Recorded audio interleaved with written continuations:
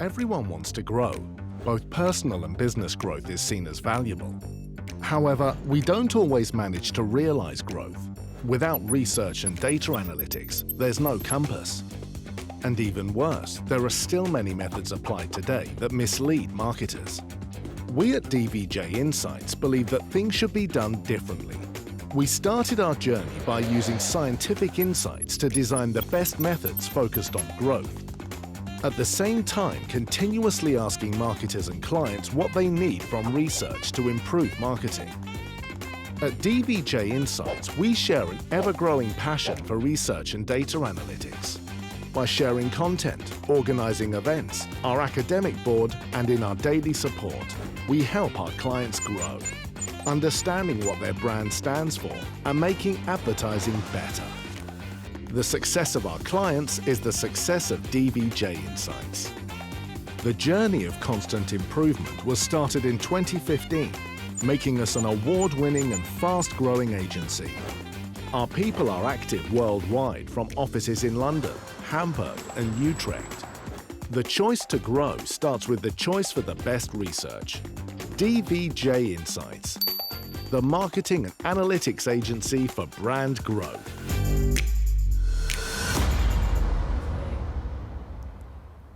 Today we will listen to Jori van de Spijker, who's the managing consultant of DVJ Insights, and he will present the story. Besides a great researcher, he's also awarded by the industry as the best researcher of the year.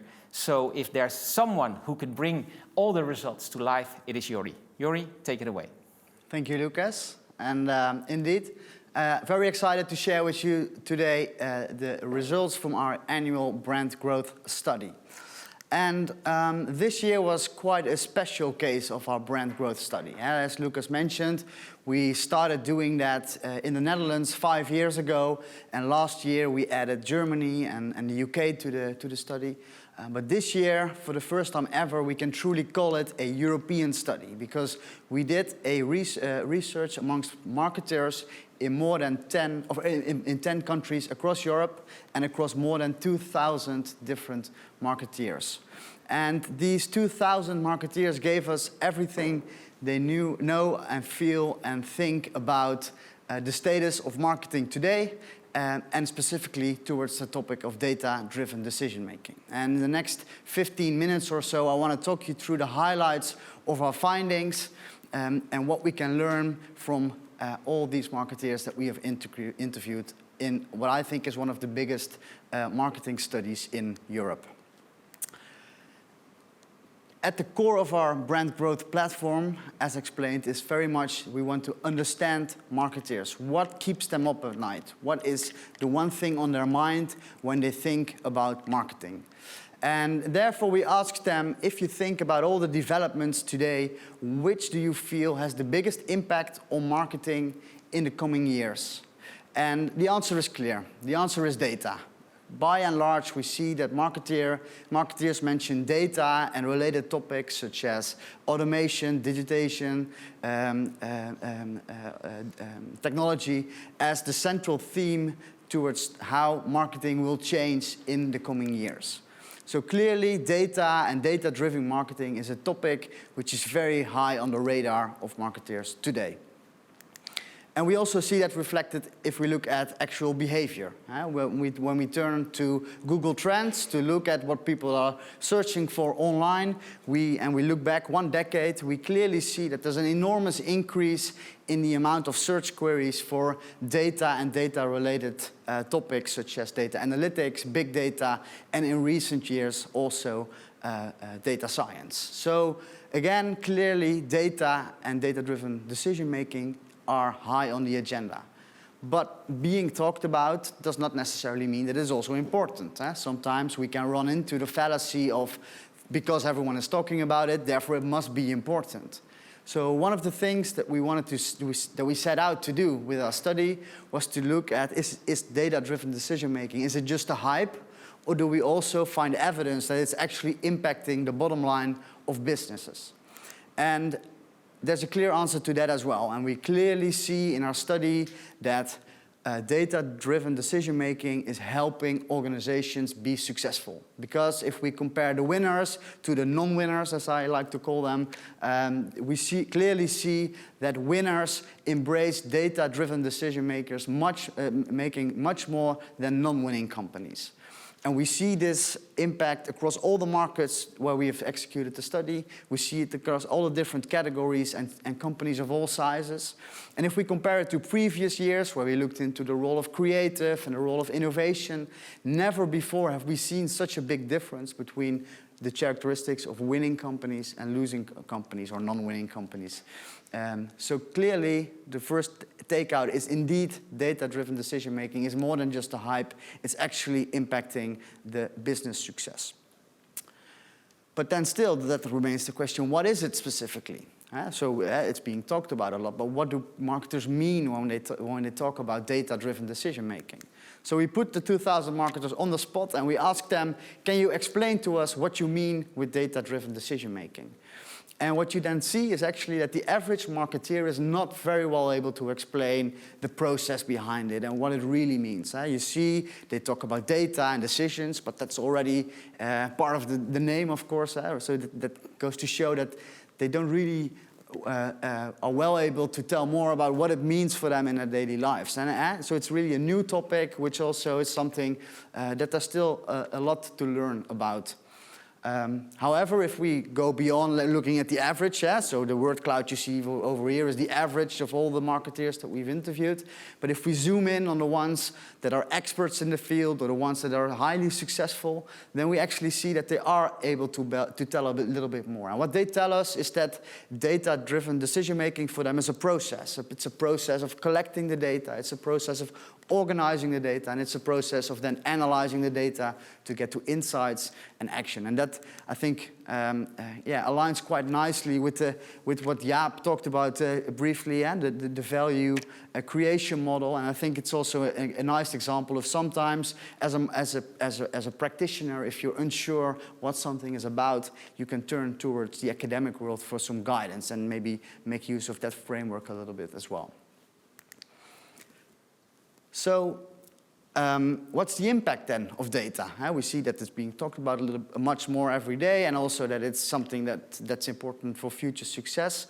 But how does it impact the daily practice? Does it make marketing easier? You could argue that because you have data to base decisions on, that should make life simpler, because then you can base your decisions on facts. But actually, what we find is quite the opposite. We see that marketers mainly indicate that the growing availability and the growing accessibility of data makes marketing more complex rather than simpler. So why is that the case? And in our study, we deep dived on what are the key challenges for marketeers. And we asked them, which of these do you feel is really the key challenge to make use of data and to create value from the data? And as interesting as it is to look at what are the biggest challenges, at the same time, I think it's also interesting to look at what aren't the challenges. So it's not a challenge to get the data. It's not a challenge to have the budget to look at data or the time to look at data. So basically in the first part of the data collection part, that's not where the issues lie.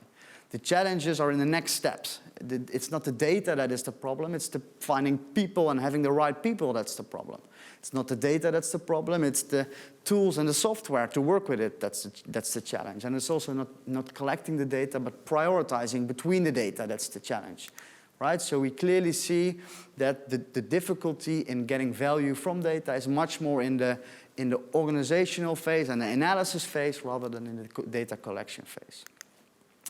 So if we look at all the interviews that we did and all the marketers that we spoke to, what do we learn about these challenges? And one of the marketeers that we interviewed over the course of the year was Christoph Urban, who's the marketing director at Deezer.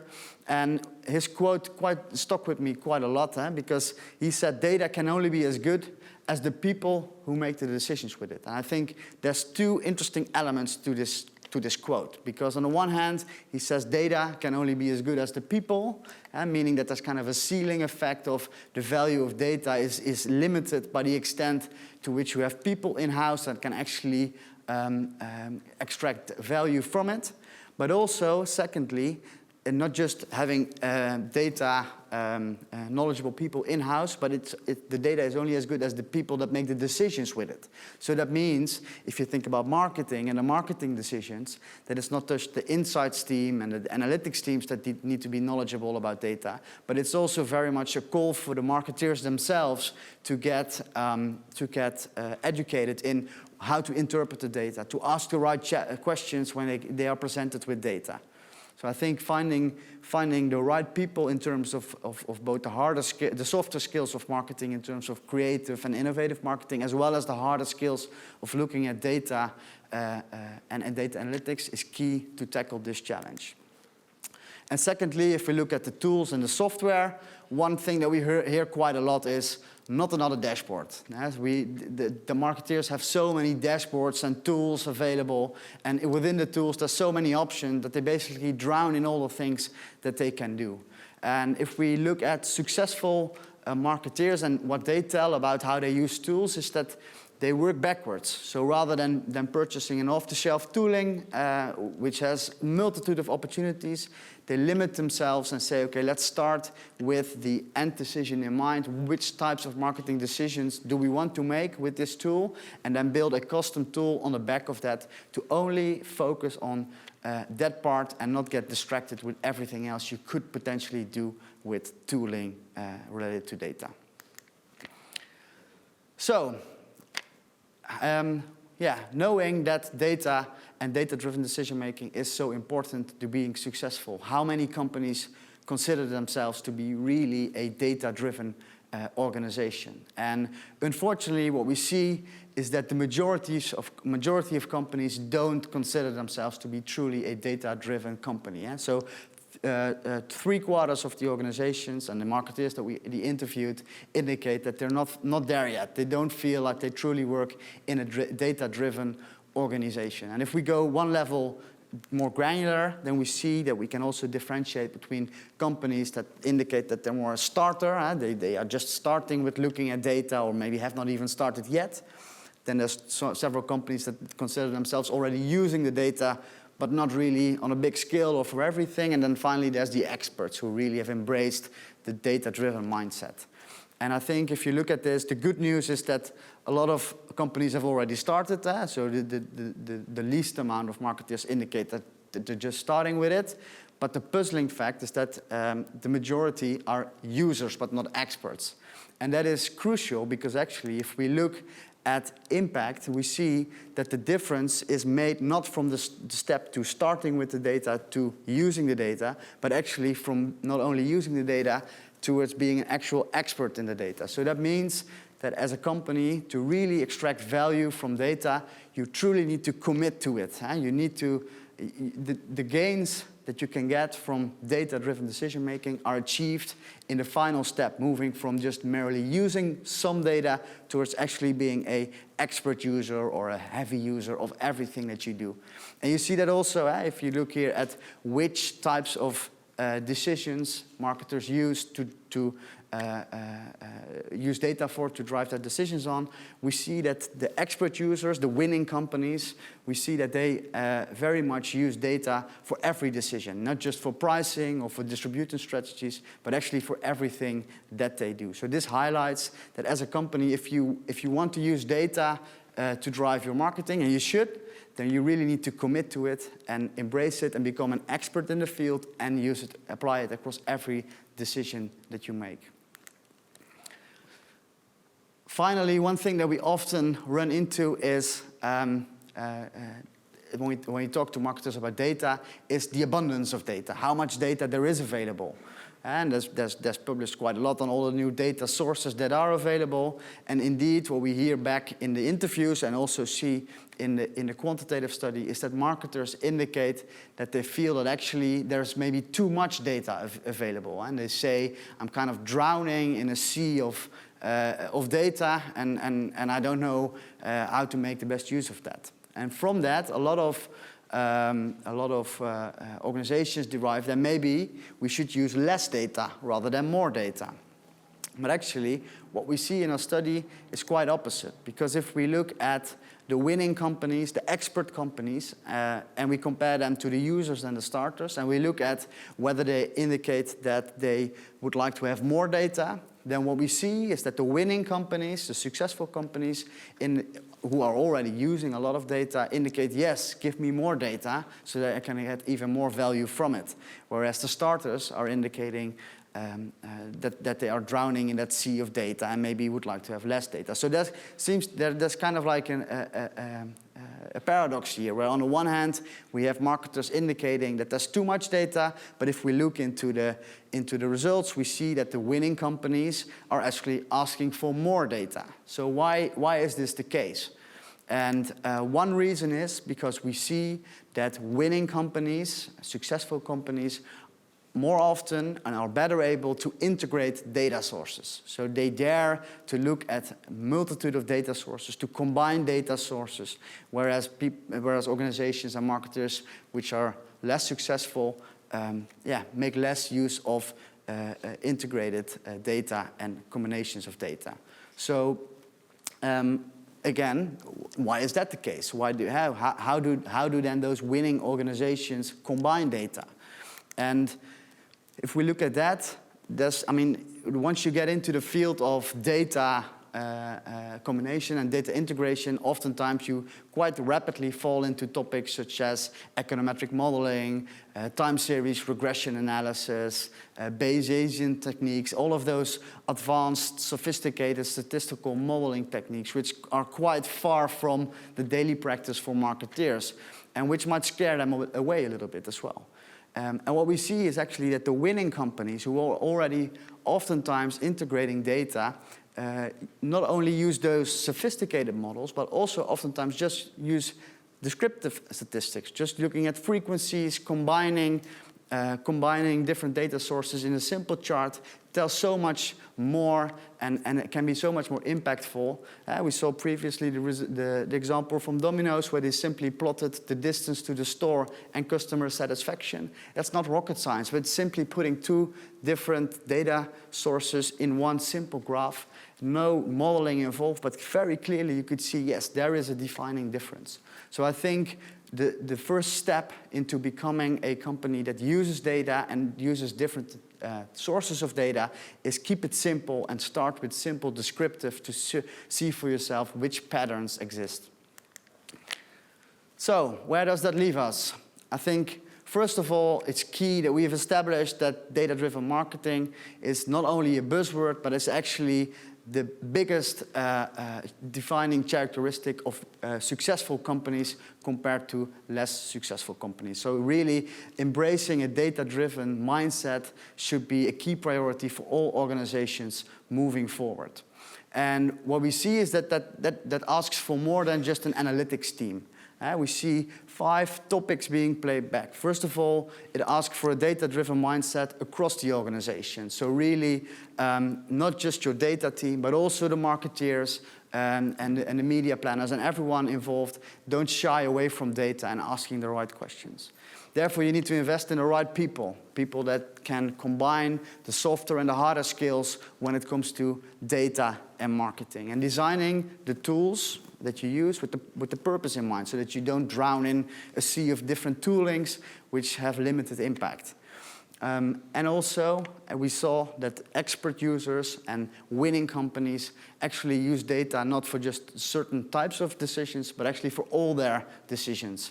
For pricing, for distribution strategies, for creative development, for innovation. It's not a one-trick part where you use data for certain topics. No, it's something that you embrace for everything that you do.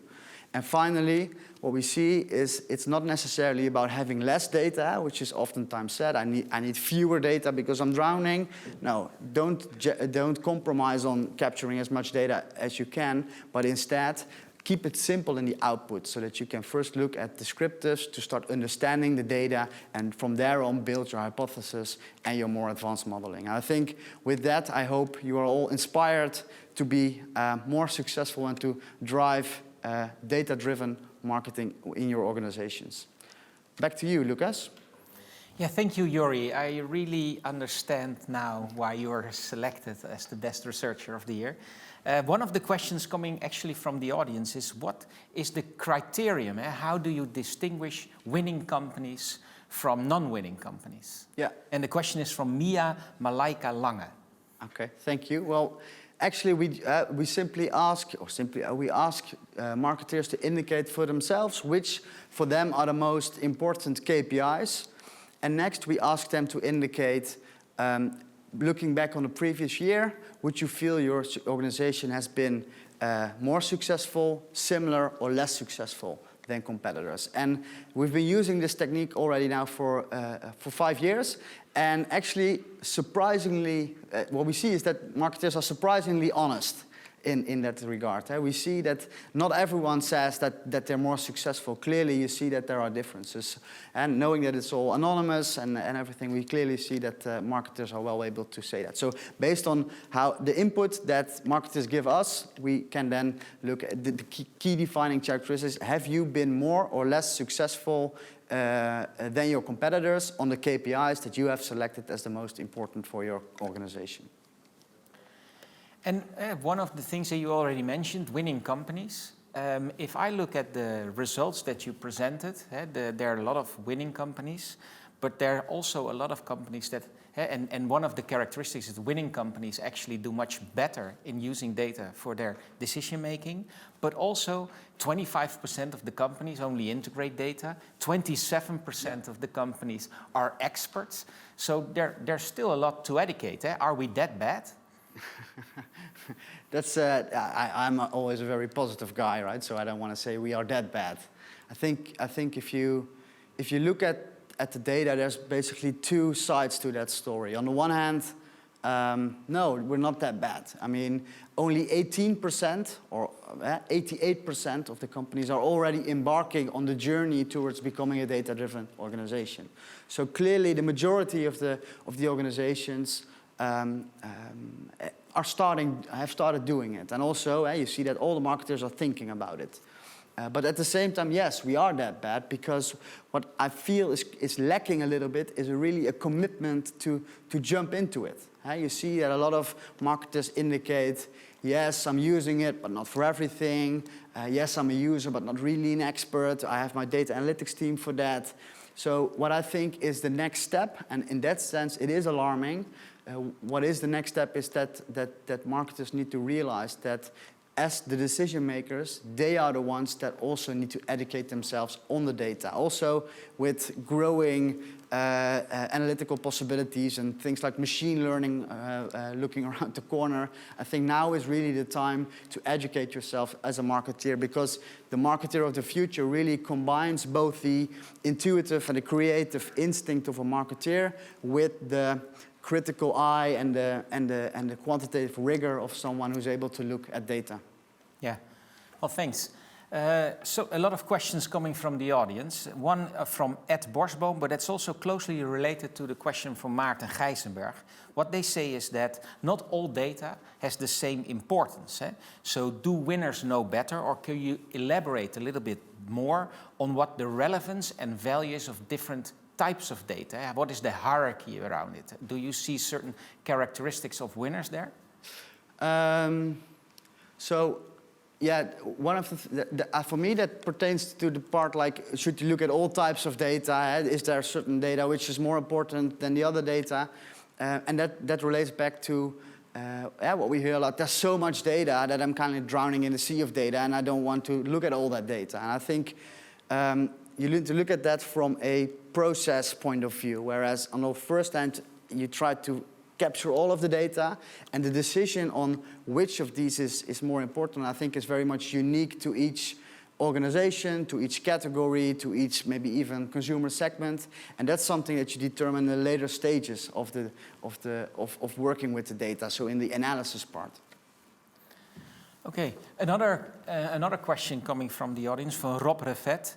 He actually asked, what is the most effective use of big data? That's also one of the questions I had. Do you see certain decisions which are more used by winners or more effective by using data? So some decisions in marketing still need to rely on gut feeling and experience. Yeah, that was also a little bit what I was looking into as I was looking into the data, right? So what for which decisions do you need data and for which you don't? Or for which do you need data the most and for which you need it less? But actually, across all markets and all types of organizations, we see that it's not necessarily about for which decisions should you or should you not use it, but much more a mindset that you have to use across everything that you do. Because when we looked at the data, we couldn't really say that there was a specific type of decision, like, for example, developing creatives, which is very close to, of course, creativity and intuition. But even there, so we found that winners use data much more in that regard than non-winners. So for me, that kind of highlighted the fact that you need to work with data across everything that you do. Of course, always combine it with the creative side of things. And I don't want to minimize that. We're not robots. And it's also, marketing is also an art and not just a science. But it's not a matter of when do I or don't I use data. It's something that you should always take into account. And that's also driven by people, as you said. Yeah. And where do we find those people? Or do we need to educate ourselves? Oh, that's both, I think. What you do see is that more and more, we also we asked that to the marketeers, like how do you work in that regard? And we saw that they are trying to find them more looking, traditionally asking for, finding these people from marketing education and stuff like that. Now also looking into other fields, because other fields might be a little bit more quantitatively educated, and then you can also draw potential future marketers from that. But I think your second part, educating people, is crucial. We have to educate the marketeers which have data closer to heart with how to look at it from a creative side, and in turn we need to educate the ones which are more, let's say, the intuitive and the instinct-based marketeers with how to work with data. So I think we need to think differently about the profession being not just either or, but being both. And where you find them, I think that's the key challenge for a lot of companies today.